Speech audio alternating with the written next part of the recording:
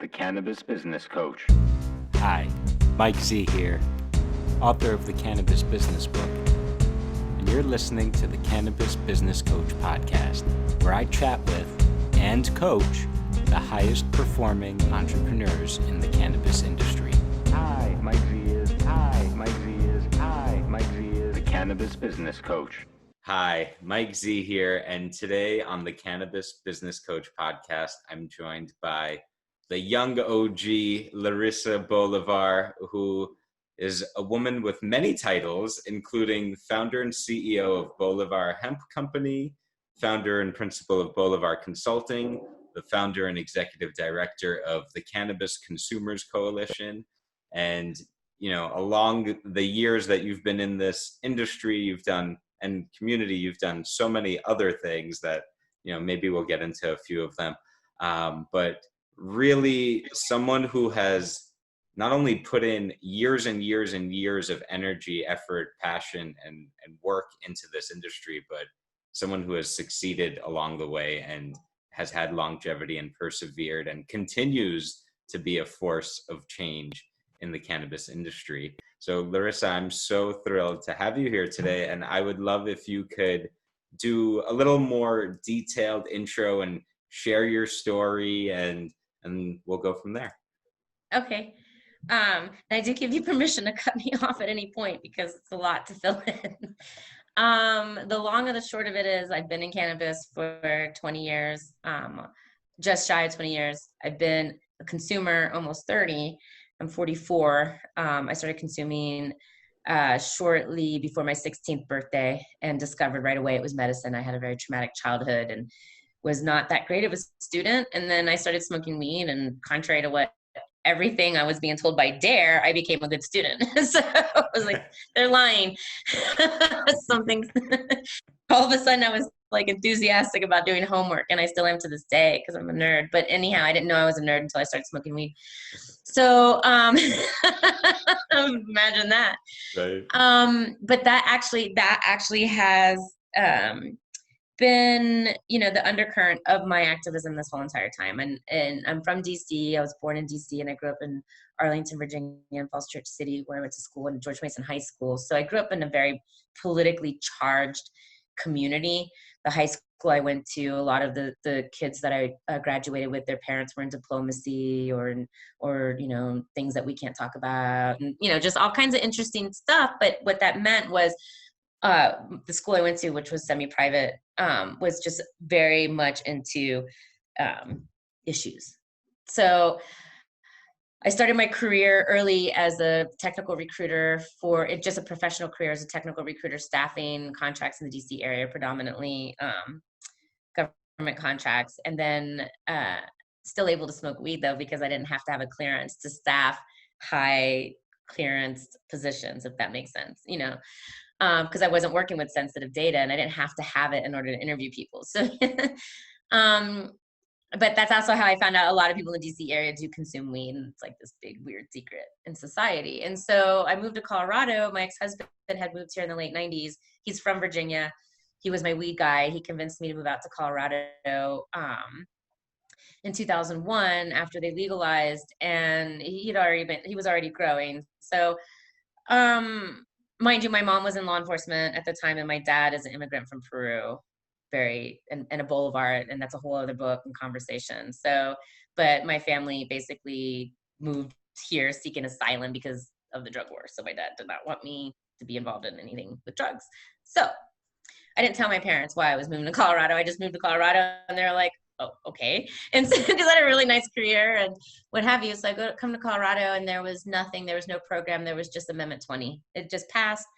We had this amendment that was a citizen-driven amendment. In Colorado, we have that ability with our legislative process, and the legislatures weren't happy about Amendment 20. So implementing it in the beginning was really scary. So my ragtag group of activists and myself found the first doctors to write recommendations in mass, and we shepherded the first few thousand patients through the registry and started creating programs around that. And there were other groups doing this as well.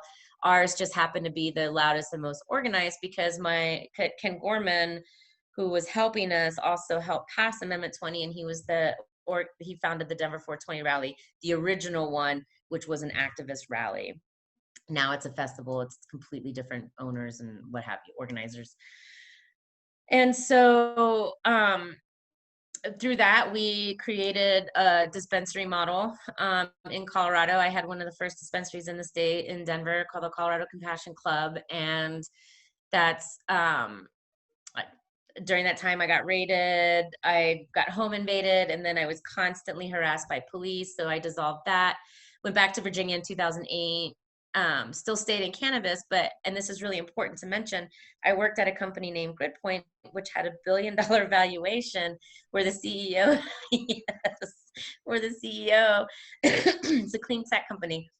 And they call themselves now an Internet of All Things because they're an energy management company, but they started as an energy storage company working in clean tech in DC. So talk about a crash course in everything, business policy, you name it, because in clean tech, you're working against the oil and gas industry, and same with cannabis. One of the advisors to our board was James Woolsey, who's, former CIA director, who's a hemp lobbyist now. I met him personally. He literally took his hat off and put it on my head. And I'm like,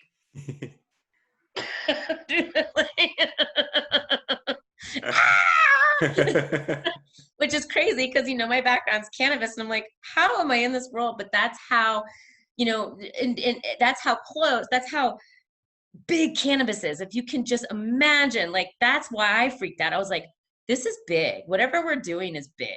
And so while I was working at GridPoint, the founder, I assisted the executive staff. I ran the front desk, and then I got promoted into marketing. I was getting my bachelor's in psychology. I started at Regis here in Denver, which is a Jesuit university. And then they actually gave me credit for social work for doing the work I did in early cannabis. I went back to DC because I was getting divorced, where my family is. So here I am in school in this $1 billion valuated company where this guy had raised $250 million, and there's Goldman Sachs executives and Morgan Stanley all these big executives coming in, heads of state, just crazy, right? And so, I was at an intersection, and that's when I decided just to come back to Colorado. My uncle convinced me to come back to Colorado. I got my master's. In 2013 was when I moved back. My master's is in public policy with a concentration in cannabis policy reform. I'm not a huge fan of policy. I'm a businesswoman. But in cannabis, we are building the fire truck on the way to the fire. And we are a startup industry of startups. And so that means that we need to have really good knowledge of startups and how to scale and how to grow, as well as policy knowledge. So having my recruiting background, I've worked at two successful startups now, which is very rare because only 10% of startups succeed. I worked at a government contracting startup called STG from the ground floor up. As they were transitioning, I wouldn't say from the start, but from that very critical scaling point when you go from startup to corporation, and same with GridPoint. So that right there, I think, is priceless knowledge in business. So I feel like I got my business degree while working in business, and then I felt okay getting a policy degree. All of this combined, and this is why I have the 3 businesses. In 2014, I founded the Cannabis Consumers Coalition because I noticed right away, because of my background and having come from DC and having really impressive references, I didn't really like how the regulations were going here. They seemed really protectionist, and it just seemed to be building itself on that. And I started noticing a lot of antitrust issues impacting consumers. And then the main consumer group that was around at the time their board was stacked with industry lobbyists. So, you're not defending consumers when you are defending companies. So I started the Cannabis Consumers Coalition with a gentleman named Matt Fox.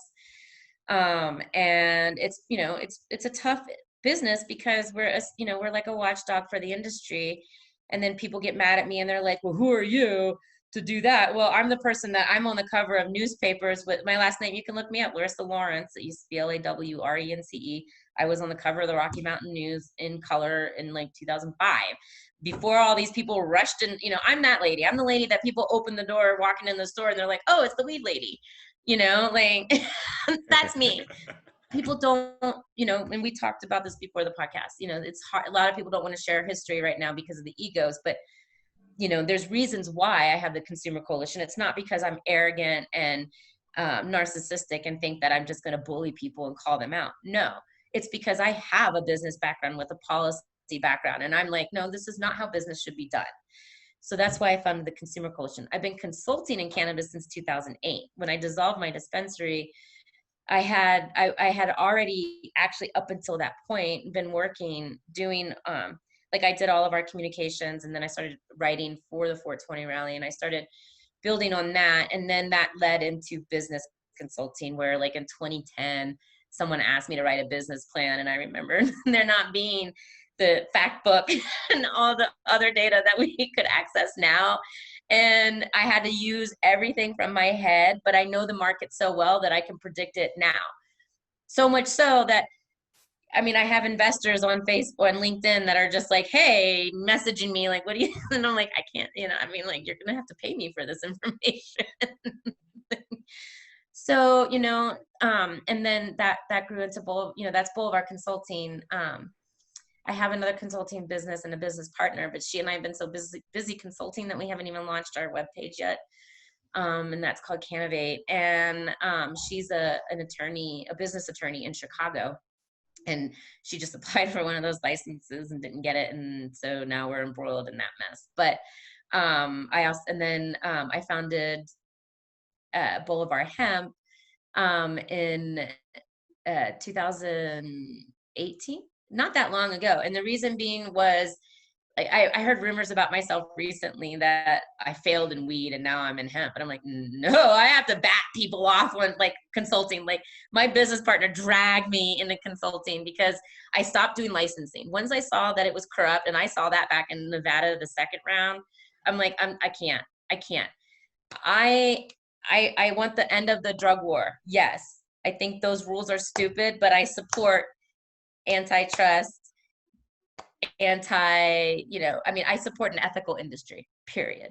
Right. So I didn't want to write license and do that anymore. So, and that was my bread and butter, and I was bringing in really good money.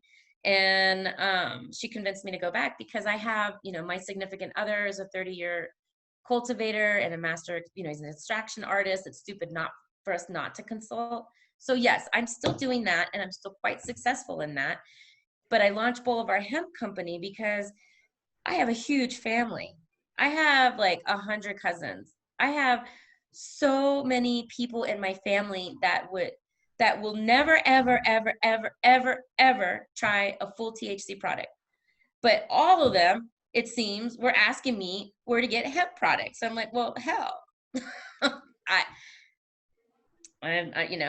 my life partner is an extraction artist. I had already had launched Boulevard Hemp and was white labeling it and had creative flexibility on other products, but there wasn't a good mesh between me and the extraction company that I was working with initially. And so I said, screw it, I'm just going to go out on my own, and started, working in a lab, and we just, that's how that launched. And it's very successful. This is probably where I could use the coaching is I'm literally, I actually have the problem that you want to have in business, where I have it's like a plumber with the leaky faucet, where I have investors banging on my door. Like, hey, where's your performer? Hey, where's your performer? Hey, where's your performer? But yet I'm so busy trying to do everything else that it's literally the last thing I get to. Now I have hired someone to help with that. And that actually started this week, because that's literally free money in our space. And so it's like silly not to have your own business plan done when you actually write them for a living. And so, and I know, I know all the numbers. So, but like for me, my weaknesses are I hate data entry. So for me, a pro forma is like data entry. I have to put in numbers and I'd rather bang my head against the wall. The market research, I hate doing because I know it. Like, I feel like I'm like reading a manual on how to be me. Like, so annoying. Like, but I have to, in order to show the investors that I know what the heck I'm talking about, I have to cite my sources, which means I have to research. So it's that. And then, believe it or not, even though I speak publicly and I do events, I'm painfully shy. Networking, getting on phone calls, doing this, all of this is like, I just force myself to do it. But, you know, in the realm of coaching, with all of this experience, I would say, and I would say, all this, the wisest thing, I love this podcast that you're doing, because the best thing that any executive or leader can do is get coaching. None of us know everything. None of us are gods. Never be a slave to your ego. Always be open to criticism. Always, always, always. In fact, I will post on Facebook and be like, what am I doing wrong? Nice. Well, You know, because yes. yeah, no, I just want to jump in. First of all, I didn't ask Larisa to say that. That was totally of her own accord, but I love that. And it reminds me of something I heard years ago, which is, you know, the highest performers, if you look at sports, business, art, whatever, they seek criticism. You know, they don't avoid it. So many people, like you said, have that, you know, have that ego thing, or really they just don't like it because it's uncomfortable. But the top performers actually seek that. And that's why, you know, the LeBron Jameses of the world and whatever, you know, they have multiple coaches, because then they get multiple perspectives on, hey, here's this little thing that you can do better. And here's how you get from, you know, being in the 95th percentile to the 99th percentile, or whatever, where, you know, once you're at that elite level, it's really, you know, kind of small things. Usually it's going to be the little details that end up making the big differences. So, Yes, you know, the devil's in the details.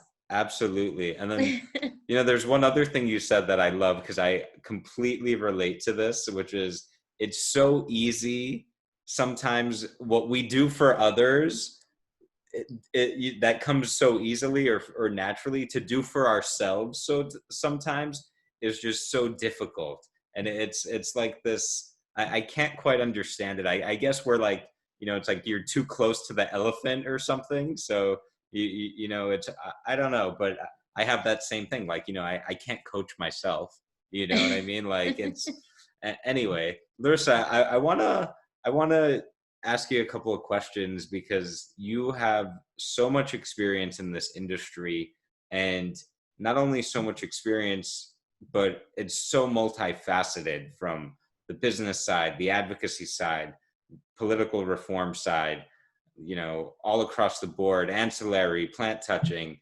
And I'm just, you know, I have a million questions for you, but I guess I'm wondering, let's talk about where the industry is today. And, you know, you've seen it transform over the years, and we talked a little about this offline, but, you know, I'm curious from your perspective of where we are today. What are we doing really well as an industry, and where is there still room for improvement? What are we not doing so well as an industry? So I think where we're excelling as an industry is innovation. Just the things that, I mean, like, you know, we're testing out LED lights right now. And I'm like, the technology, like we have lights coming in that you can spray clean. It's just, and the way the plants grow, I'm so enamored by it that we are using LED lights on our home, on our house plants. I don't know if you can see, but we don't just grow weed. It's a lot of, I'm just surrounded by plants, and I have a vegetable garden, flower garden. But the innovation, and not just innovation and technology, but just, you know, the space that we're in, I think that cannabis attracts creatives. And so, you know, whether that's going to be in marketing, or we have to be creative. Marketing is actually a really great example of this, because we have so many restrictions. And so that, and even accounting sounds so boring, but it's like so critical to your business. Like the main job of a CEO is raising money and managing budgets. Like, it's like, you have to know accounting. Well, we have to be really creative, because especially if you're running a dispensary or a cultivation, you don't have the traditional tax write-offs. And then you have to be innovative because of just the nuances of doing business. You know, we don't have interstate commerce. We don't have the traditional aspects of doing business. So I just think that that's something that we're doing well. And I really love how we're attracting. Another thing we're really doing well is attracting talent from other spaces. Is another thing that we're doing well. And we're really attracting the youth. ours of just, I have an apartment that I rent out, and my two tenants are two young college girls. And once they found out, who I was and what I did, they're like, I want to intern, I want to do this, I want to do that. Like, please, anything. So so I think we're doing really well with recruiting and, bridging the corporate to cannabis gap and actually making cannabis a legitimate industry. Where I think we're failing, and you mentioned egos. I mean, I'm just going to put it out there. We're failing in, getting along. We're failing in understanding that in cannabis is unlike any other industry where, and I like to tell the history of cannabis regulation. The history of legalization is different, right? Like there's the normal folks, and then, from 50 years ago now, and then you had MPP join in 1995, and they basically kind of came in and, sort of regulating everything that all the activists were doing. And so when you look at it historically, you see all these newer people coming in and pushing out the older people. But it was our, like I inherited this mantle from the people who started the anti-establishment movement. And that's what cannabis was. And it wasn't and in that movement, you had all these different philosophies. And yes, you had socialists, and yes, you had whatever the far, fascists or whatever, communists, whatever. But in the middle, you had a whole bunch of people that did not like the way the world was going, period. They saw that, and a lot of that, that's my family background too. My family is not only Peruvian, but we're also part Black, like 5% white, basically, right? So I've seen this play out on a global scale, actually. And so, this counterculture movement was started to have a different way. And so, ironically, here comes cannabis. Cannabis is a renewable resource, no matter what. It's renewable. It's a plant, and it's a weed, and it actually cleans the dirt. I mean, it's just this crazy thing. You'd think God put it here, right? And so, Yep. Thank you, Mother Nature. So, what makes cannabis policy interesting is that in Colorado, we're an oil and gas state. And that is a dying industry. That's why, on a larger political scale, and we can have a whole conversation on this, is United States founded oil. And we went from the gold standard to the black oil standard, basically. And the whole entire global economy is run on oil and gas. So that's going away. Now we're having to figure out how to fix that so that we, the economies don't die. And that's literally the what we're facing. And that's what you're seeing, all the fighting is at the top. And so with cannabis, you had people that are leaving the dying industries, and even pharma is losing respect because they're killing people. And so you have people move over from pharma, you have people move over from big oil, and they're operating in a scarcity mindset. Which is war, fighting, negative ads, this and that, and what have you. Well, that's the foundation of cannabis. Cannabis was legalized first recreationally in Colorado. Colorado's an oil and gas state. A lot of the lobbyists that helped create regulations came from banking, came from oil, came from pharma. One lady was actually headed anti-state funded diversity campaign, an anti-affirmative action campaign. One of the Black guys and one of the Black lobbyists, well-known lobbyists in Colorado, headed an anti-affirmative action campaign. People wonder why we don't have social equity. That's why we don't have social equity. I literally had to get a Republican lobbyist this year to get a Republican sponsor to pass social equity because we discovered that they were withholding a social equity bill. And that's all I'm going to say about that, but that's the historical fact. We would not have had social equity in Colorado this year if it was not for me going way left, because I was part of a Colorado Equity Coalition. I realized that my emails were being ignored. I saw people using my suggestions in their own emails after ignoring me. And I'm like, this is not going to happen. And the reason why this is happening to me, it's not because I'm a victim. This all goes back to the Consumer Coalition. I called out the first pesticide violators. A lot of these pesticide violators are either in office working as policy folks, or their friends are friends with the governor. So very messy, very, very messy. But all that ugly helped me understand really the ego issues in cannabis. Everybody wants credit for being first. Everybody wants credit for doing this. but yet we all had to get together in unity to even legalize it. So you're alienating so many of your base at this point. Also, with this scarcity thing, they use the Cole memo to justify creating a limited licensing scheme with high suitability requirements to where you have to be a millionaire. You literally have to be a millionaire to get into cannabis. Cannabis, unlike any other industry, you have to raise money before you even get your business loan. Like, normally how businesses work, and this is when you get out of the scarcity mindset into abundance. If you have a good business plan and if you can show that you can make money, someone will give you money to make that money, and they will help you manage that money to make that money. It's not nefarious. It's not scary. It's really that easy. Once I figured out how easy it was, overnight I started I'm managing $1 million in assets. Like literally in 1 year, once I realized that there's an abundance, and that's something we can talk about maybe after I dissect the problems of the cannabis industry. But there really, we shouldn't even be fighting over this. We should just be running with our ideas and writing business plans and not even being scared. There's so much possibility and abundance in cannabis and hemp. But then you have egos.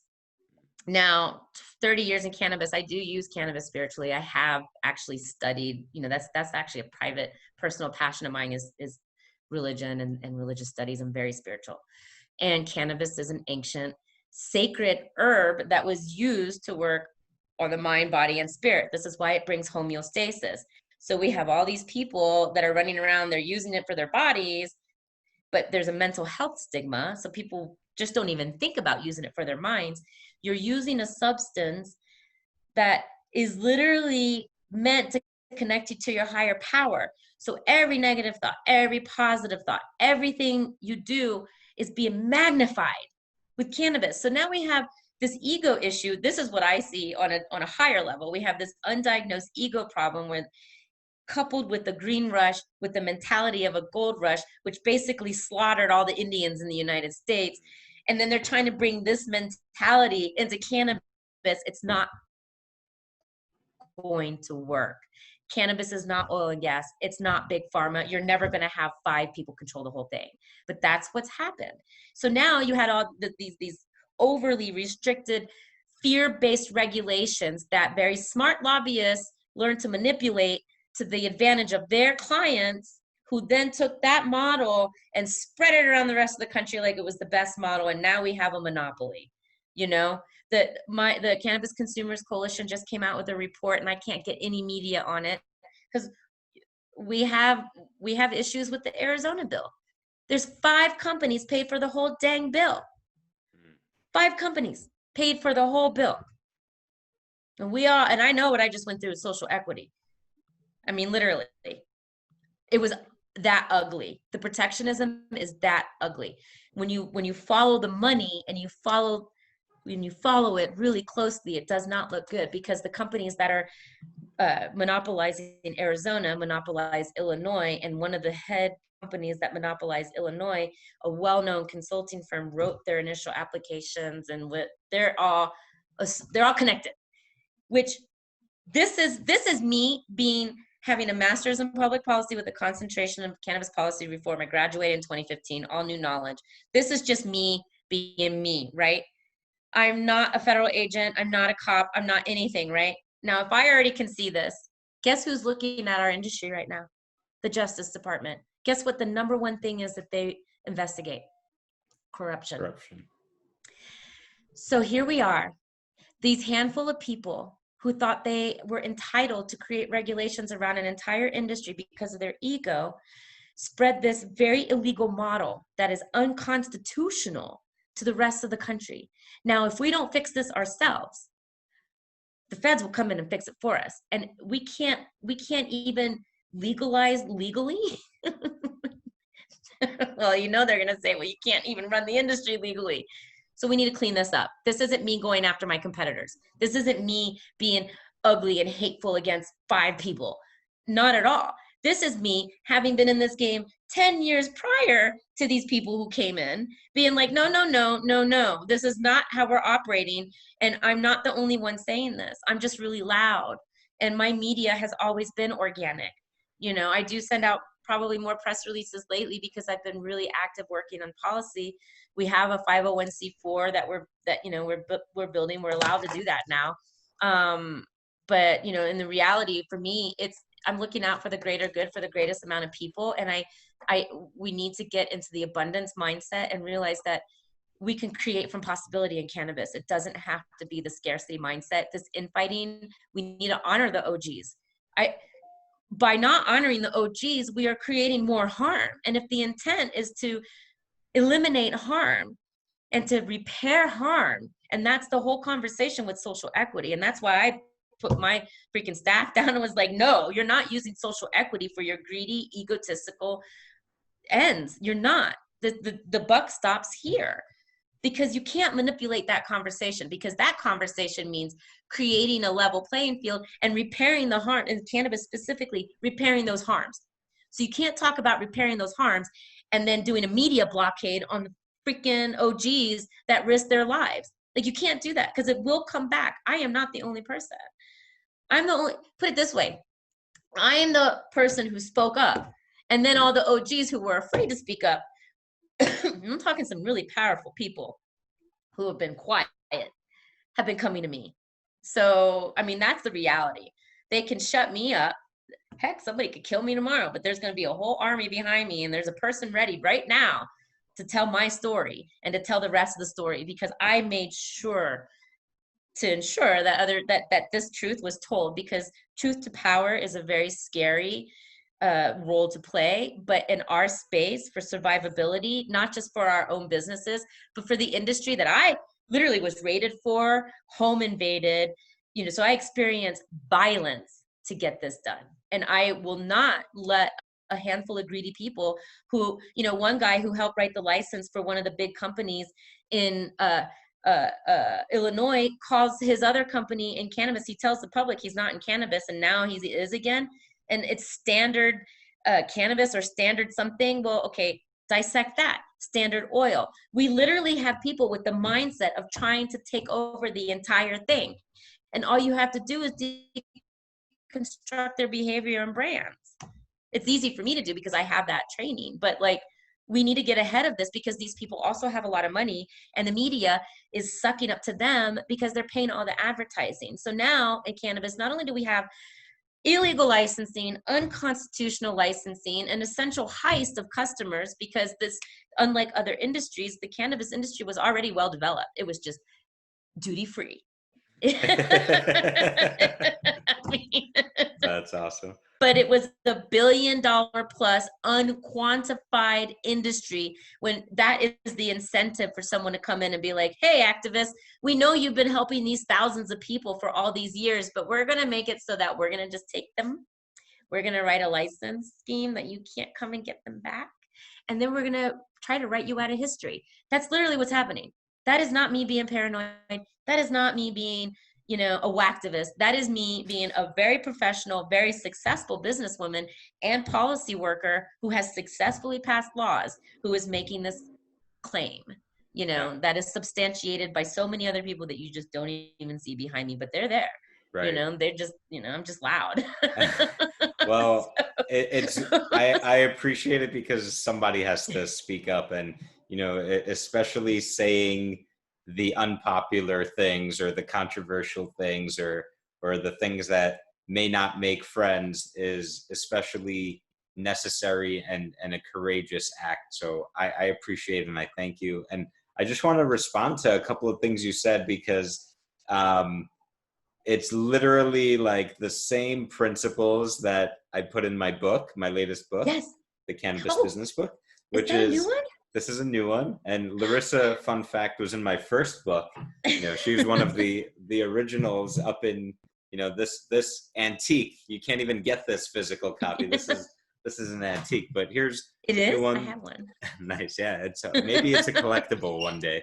But you know, one of the things I talk about on the book, the Cannabis Business Book, which is available on Amazon, is, you know, a couple of things that you said that I just want to highlight. One is, and really this is the whole book, is about what I call the high mindset, which is really just the abundance mindset and appreciating and infusing everything that you do in this community, in this industry, with the spirit of abundance, and that, like you said, this is a renewable resource. This is an unlimited resource. Most people have no idea, unfortunately, how powerful the hemp plant is, how powerful cannabis is.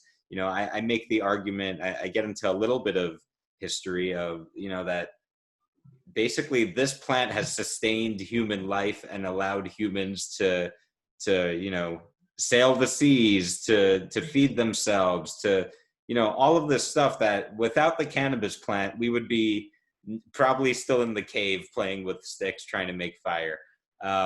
And then Absolutely. So a couple of other points that you touched on, when you have these bad actors, or anyone for that matter, you don't have to be a bad actor, but one bad decision, one bad action can bring down this industry. And I don't mean to sound dramatic or alarmist with that, but the fact is there's so much scrutiny. This is the most scrutinized industry that I'm aware of in the world, and perhaps I'm biased, but there's people who would just be thrilled for bad news to happen in cannabis, or something that they could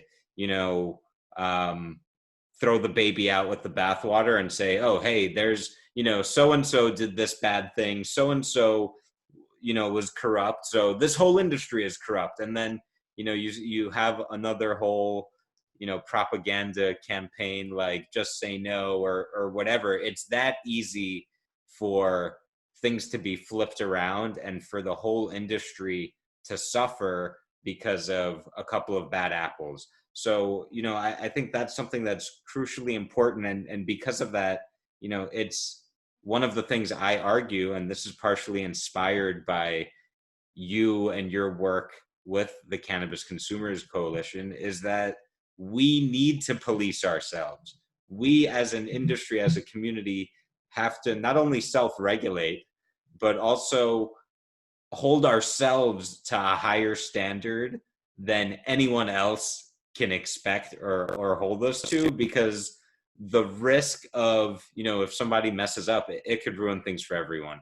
So I think that, you touched on a lot of those topics, and I'm just thrilled to echo those. And one other thing that you said that is not in the book, but something that I really, am struck by is, well, I'll call it your succession plan in a way, where, which is, I think, one of the most overlooked aspects of business leadership, right? There's this quote in my book from Garen Angel, who says, your job is to put yourself out of business, which, Yes. which is great, which is phenomenal. Like, when I first heard that, I was like, whoa, like, yeah, that's good. But the point of it is, the succession plan.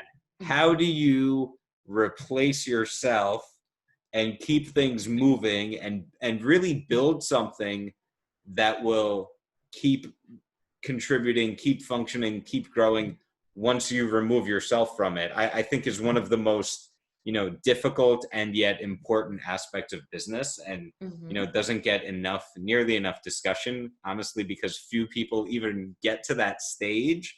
But I love that you said, like, hey, I'm going to tell this story. The truth will come out, whether it comes from me or from others. And from what I'm hearing from you, it sounds like that's something that you've thought that far ahead. And I just want to encourage everyone who might be watching or listening, or running a business or thinking about starting a business.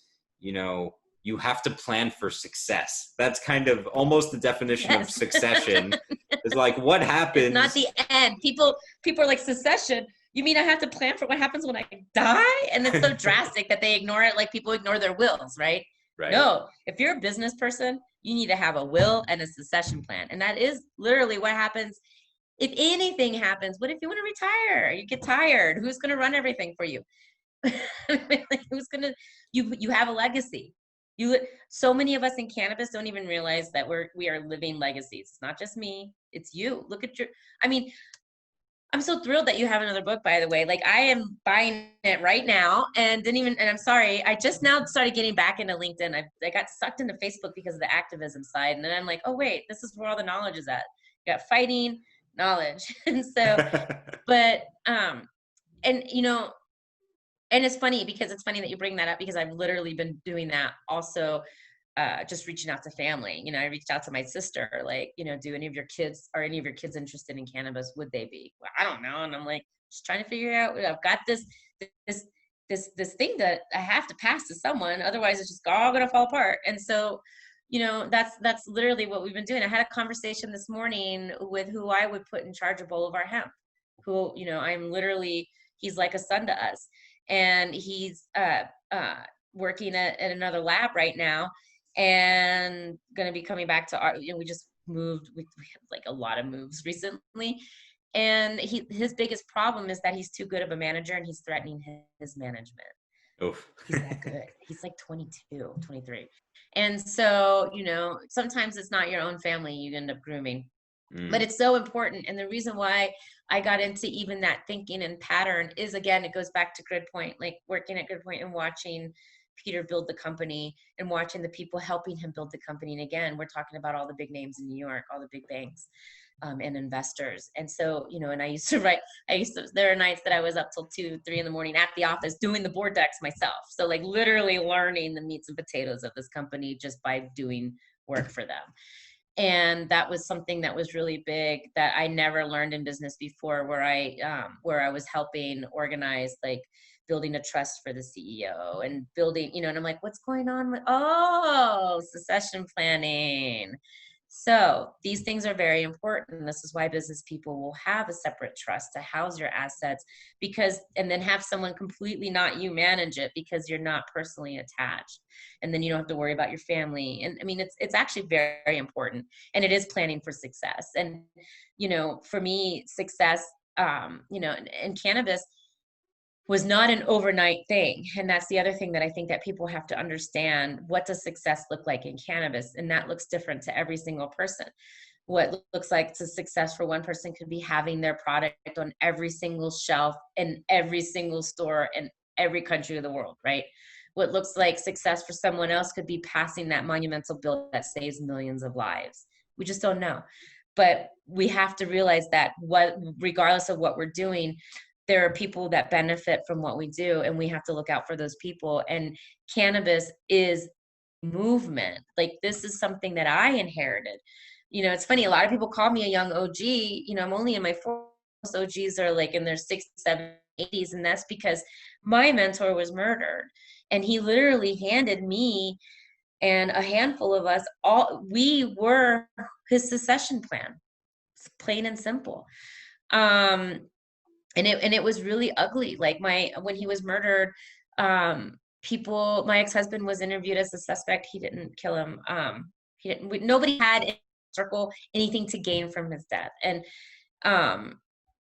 but because people were so jealous that we were in the media to begin with, and that Ken had handpicked us, and this lady, Doreen Bishop, who, people look up in the media, she's literally who handed me my uniform, my crown and sword, if you will. You know what I mean? She was Doreen's right hand. She's not even white. She's Chicana, but right hand woman who helped him with all of the activism stuff. And they were just kind of old and tired. And I honestly think Ken was murdered to get him out of the way, because he was a huge social justice advocate, and the legalization. I'm not going to say cannabis killed him, but somebody benefited from his death. And they dragged so many people through the mud because they did not want that secession plan to happen the way it was happening. Does that make sense? So this plan was not to give cannabis to 5 people. The plan was to create a model where cannabis was legalized and regulated like tomatoes. Basically, anybody can grow it. And the safety side would have been addressed like medicine, or safety, I mean, or education, excuse me. that was the plan. So because people don't die from consuming cannabis, so there's no need to regulate it like napalm. Like you're saying, it is highly regulated, unnecessarily so. Well, these regulations are actually protectionist. And so whatever happened to the old movement, there has been a very much collective effort to do away with that old paradigm, because it benefits the newer folks who came in to control that billion-dollar industry. I was interviewed by Anonymous in a podcast, and they think the cops killed Ken. The cops say they have the suspect in prison as a white supremacist guy. The bottom line is that this guy was murdered. They have not found the murder, and he has a live secession plan that's not even getting media coverage. There is a secession plan in cannabis. That's the OGs. And we try teaching everybody else how to carry that forward. And then all of a sudden, these people who weren't around, like MPP was around, and Safer was around, and Sensible Colorado was around, and I never knew who they were until I got raided, actually. Here I was with Ken and everybody else. We didn't want media. I did not want media ever, okay? My dad, being as conservative as he is, coming from a high-profile family in Latin America with a mom who worked in law enforcement, I didn't want media. When I got raided, I got media. And Ken was getting media. Ken media. That's why I didn't want media also. People, like, a lot of the people were calling him a child molester, and like work that he did in Papua New Guinea that was actually good work was actually because he was diddling little boys. They literally, and I don't want to go into that, but that's how bad it is when you get into media. People just drag you through the mud. That's what happened to the cannabis secession plan. But those people are still here. We're just sitting around like, this is not the plan. And then every time we try to say something, the newer folks that want to capitalize on the market for themselves shut us out. And they have more money. They have more energy. They haven't been raided. They haven't been robbed, raped, taken hostage, haven't had their mentors murdered. So for me, just the secession plan in cannabis isn't just who's going to run my business, what's going to happen when I'm on that yacht finally, doing whatever I want to do, when I don't have to worry about answering the phone call again. That's what I see success. And, but it's also ensuring that the legacy, because we are all living this legacy of cannabis, is followed through on. Because there was a clear intent. There was a clear intent to open, there was an establishment and an anti-establishment. The establishment in the United States historically was racist. They were, they picked on everybody that did not follow the rules, that didn't go to church every Sunday, that, and that was a way to control the populace. You put everybody in a box, you give them religion, you create fear, and everybody's going to do the same thing all the time. Well, you're going to have free thinkers, and cannabis is a substance that opens your mind. They're going to break from that mold, and they're going to say, we don't like any of this.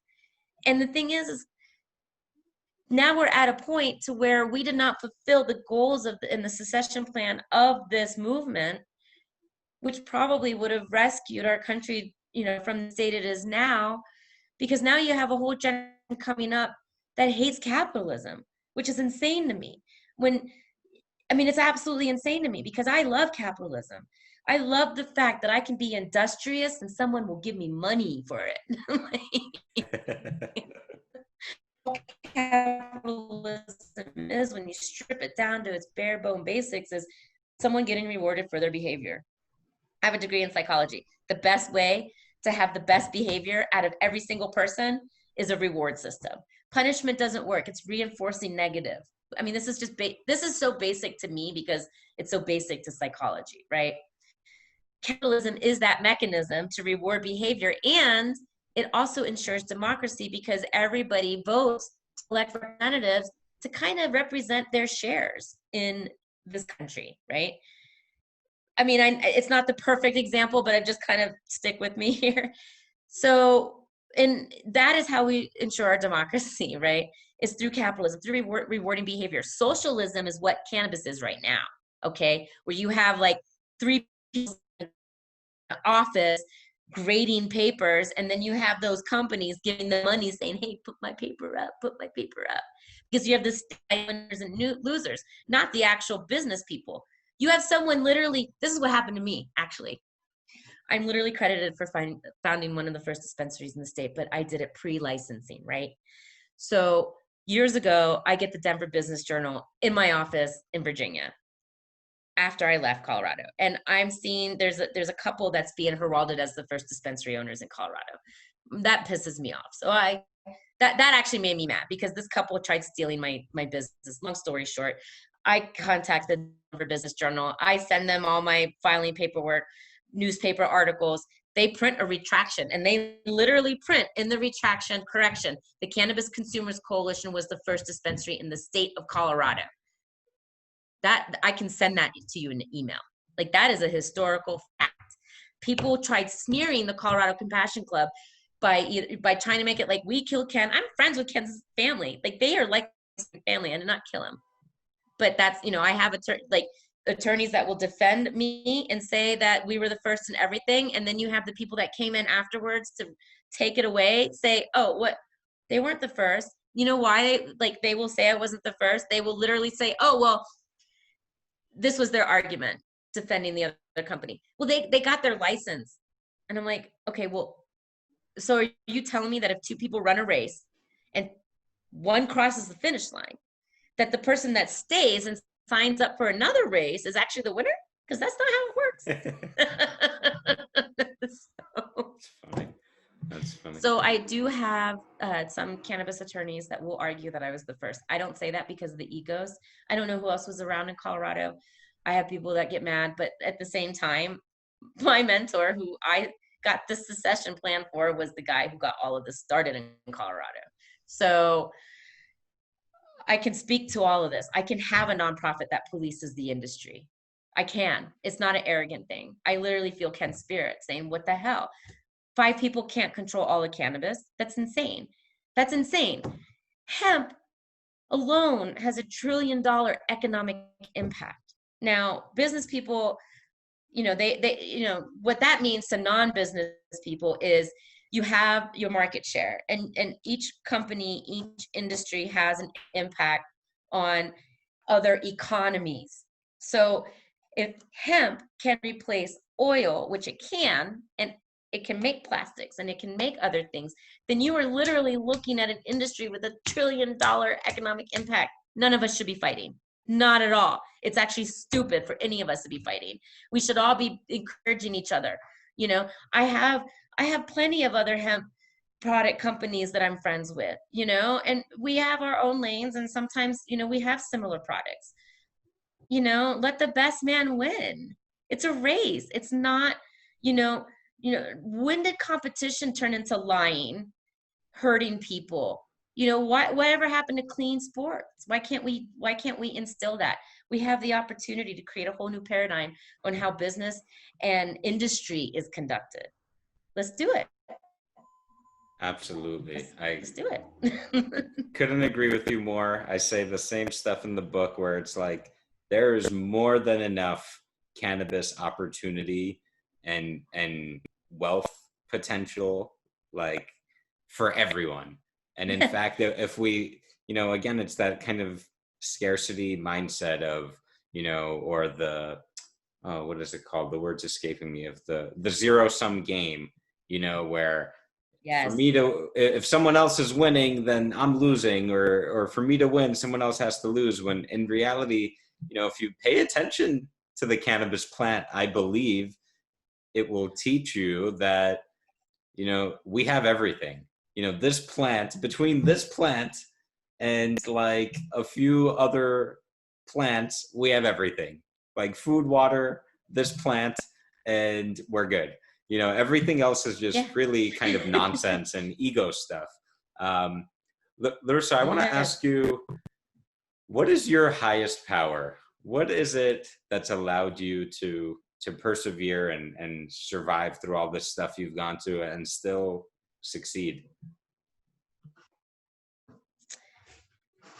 As silly as this sounds, my ability to get 7 to 8 hours of sleep at night.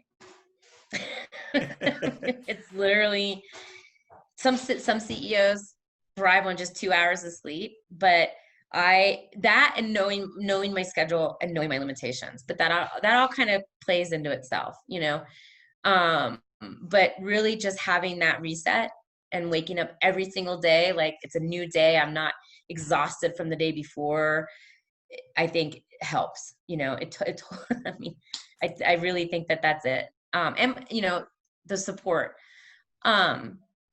just the support that I have, and yeah, I mean, really just being able to self-care Amazing. because you need it in this space. Oh, yes, absolutely. Absolutely. And, just entrepreneurship is, especially in cannabis, I like to say you're sprinting the marathon in cannabis. So you have to take care of not only your physical well-being, but also your social, emotional, spiritual well-being, because boy, it will sure get tested in this space.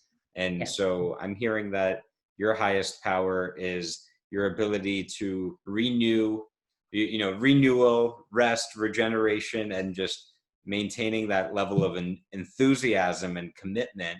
And I'm gonna offer what I'm hearing what I'm hearing from you that I think goes hand in hand with all that, which, I kind of am viewing as a superpower of yours, is courage and fearlessness. Thanks. And, it's interesting to me because I think for a lot of people, I think for most people, were they to go through and experience some of the losses, challenges, setbacks that you've experienced, they would have quit years ago, and instead, what I'm hearing from you is really a quality of anti-fragileness, where like all that stuff has just made you more fearless, because you're like, well, I went through this, went through that, went through this, like I'm still here, I'm not going to let that slow me down. And which is not to say that that stuff doesn't have, residual consequences and doesn't still hurt and all that stuff. Totally get that. But, the fact that you have gone through the fire and you're just like, still like, my work isn't done, I think that takes a tremendous amount of not only courage, but also commitment and dedication. So I want to offer that as a potential superpower of yours, when you're not sleeping. Well, I'm a very active dreamer too, which is really funny. I don't know if I ever actually get rest. I feel very rested though when I do wake up, but yeah, thank you.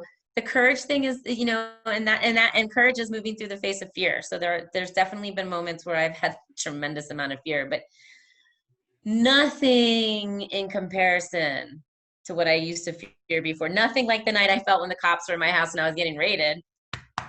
Literally, if you can survive this, and I've had that situation so many times, it's like what you say, like other things like I don't break a sweat in some of the most insane situations where people are like, do you have feelings at all? And I'm like, yeah, I do. I just know that this is going to be okay.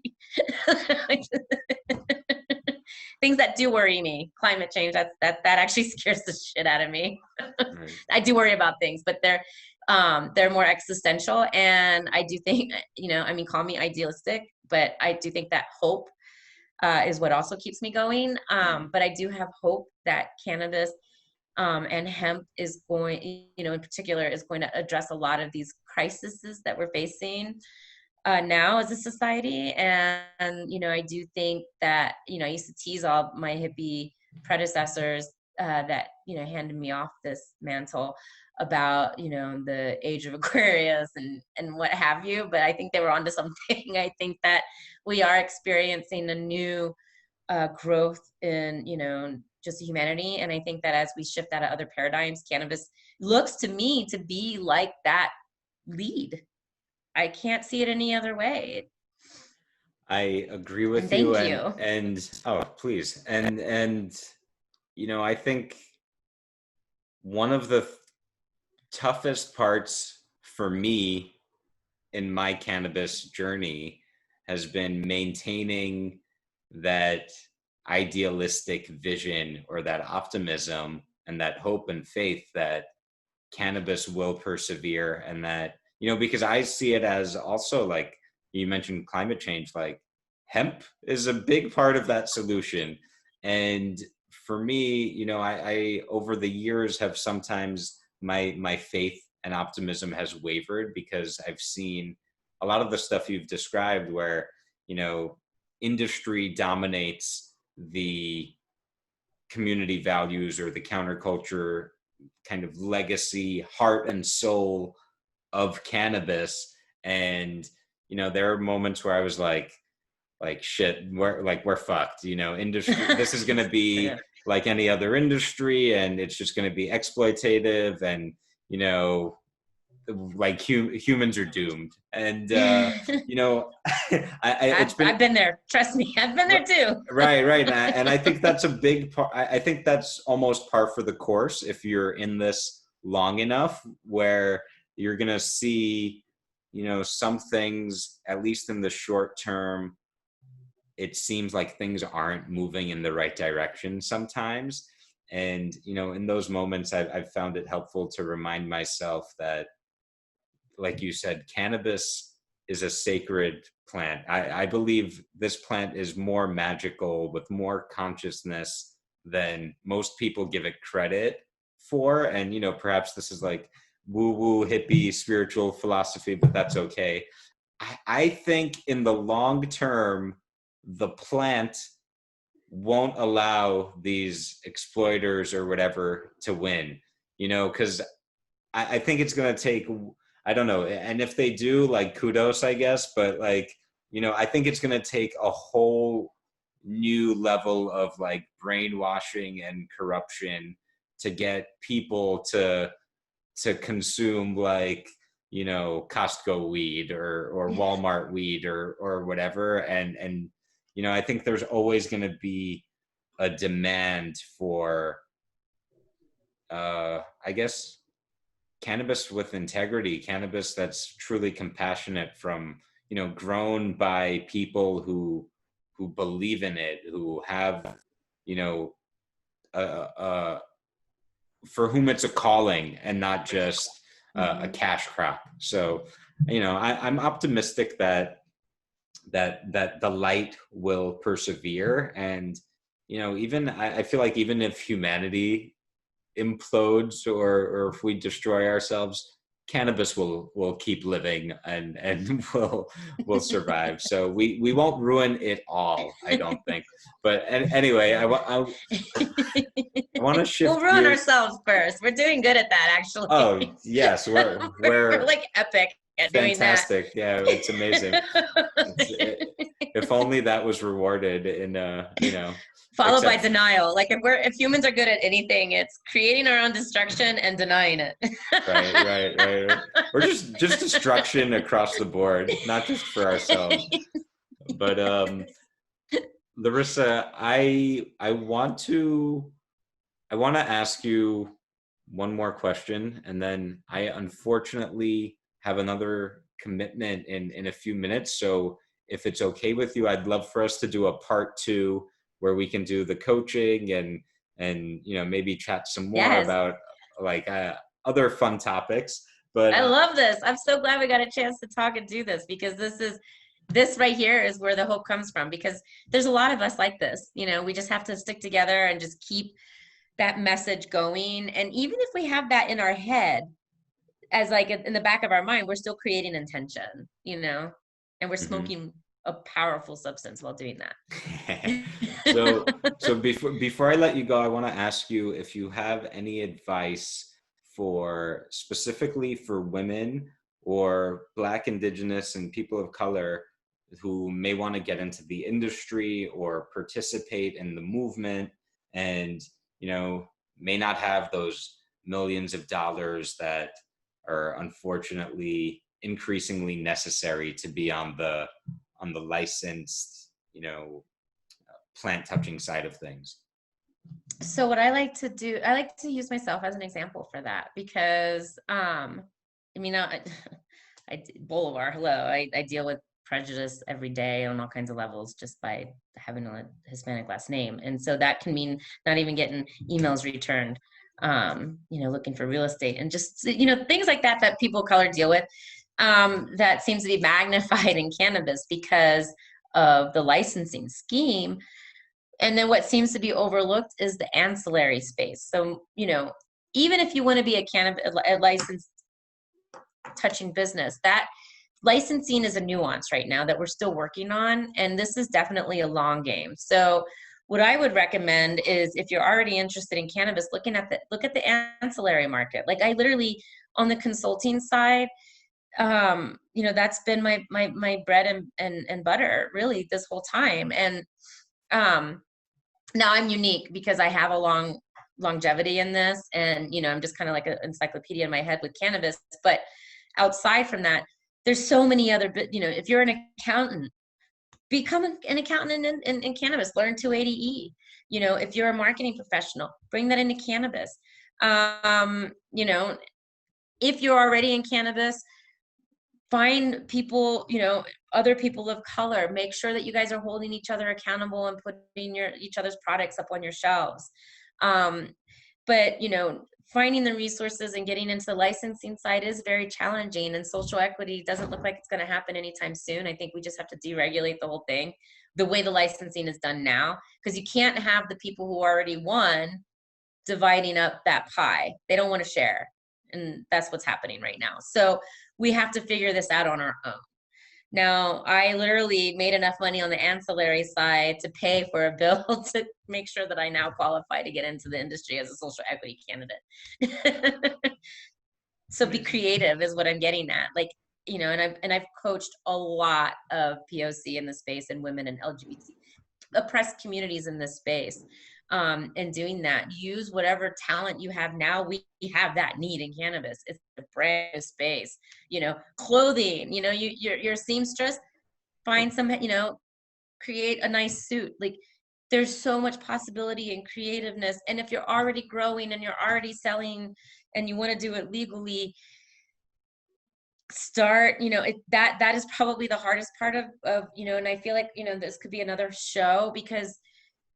In our communities, we have something known as crabs in the basket. So we may reach out to someone who's another person of color, thinking that they're going to be sympathetic, and they're not. They're actually working with they may be that one Black person with all of the other industry people who are like, no, I already got mine, I'm keeping mine. Or that one brown person that we have that, and we tend to pull each other down. So that one is the scarcity thing. We need to get out of the scarcity mindset. And if you want to grow legally, and you're in a state that's illegal, I can't tell you to keep doing it illegally, but, start consulting. Find that one person that will vouch for you to say, hey, my plants were dying and they came in and, this person coached me and now my plants are fine. There's other creative ways to get into it while you're waiting for that. But definitely my advice would be to look into the ancillary space and start building that up to build yourself up. Yes, there's first movers advantage, but the first companies in cannabis aren't doing that great.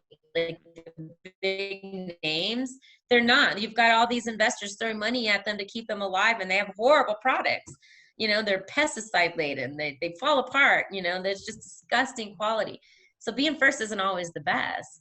It just means that, there's more room to create a better marketplace. So I would say patience, sticking within your own community. Don't depend on other people in cannabis to want to have your best interests. It may not, I know that specifically if I can promote, my consulting service, I actually give free advice to people of color.